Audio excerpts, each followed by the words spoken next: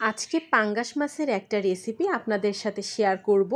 অনেকেই আছে পাঙ্গাস মাছ খেতে একদমই পছন্দ করে না, কিন্তু আমার কাছে দারুণ লাগে।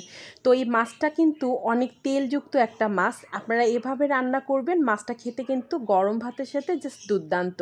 এখানে আমি 4 পিস পাঙ্গাস মাছ নিয়েছি, আর এটা পেটির অংশটা। আপনারা চাইলে চাকা দিয়েও পাঙ্গাস মাছটা রান্না করে নিতে পারেন। তো এখানে সামান্য পরিমাণ হলুদ আর লবণ দিয়ে প্রথমে মাছটা একটু মেখে নিতে হবে। যেহেতু মাছটা একটু মোটা সাইজের, এখানে ঠিকভাবে একটু ম্যারিনেট করে নিলে ভালো হয়। আর এদিকে কিন্তু আমি লাউয়ের খোসাটা ভাজি করে নিচ্ছি আলু দিয়ে। আর এই রেসিপিটা একদিন আপনাদের সাথে শেয়ার করব। এই রান্নাটা আমার কাছে খুব ভালো লেগেছে।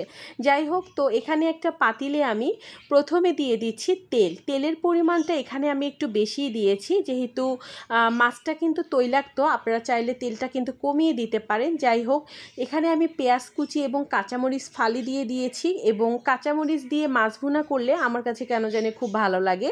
আপনারা চাইলে স্কিপ করতে পারেন। হালকা একটু ভেজে নিব, আর খুব বেশি কড়া ভাজবো না। যে কোনো ভুনাতে আমার বেশি খুব কড়া পেঁয়াজ ভাজিটা আসলে ভালো লাগে না। তো হালকা ভেজে নেওয়ার পরে একে একে মশলাগুলো দিয়ে দিব। আদা রসুন বাটা দিয়ে দিলাম 3 টেবিল স্পুনের মতো। তো আদা রসুন বাটা দিয়ে দেওয়ার পরে এখানে আমি দিয়ে দিচ্ছি হচ্ছে মরিচ বাটা। এখানে শুকনো মরিচ জিরা আমি বেটে নিয়েছিলাম।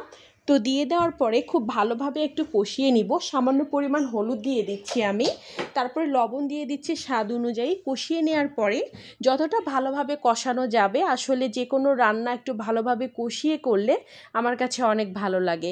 আর পাঙ্গাস মাছটা ভেজে রান্না করলে আমার একদমই ভালো লাগে না, কেন যেন আমার কাছে মনে হয় একটু কষিয়ে রান্না করি, এতে করে আসলে টেস্টটা অনেক বেশি আসে।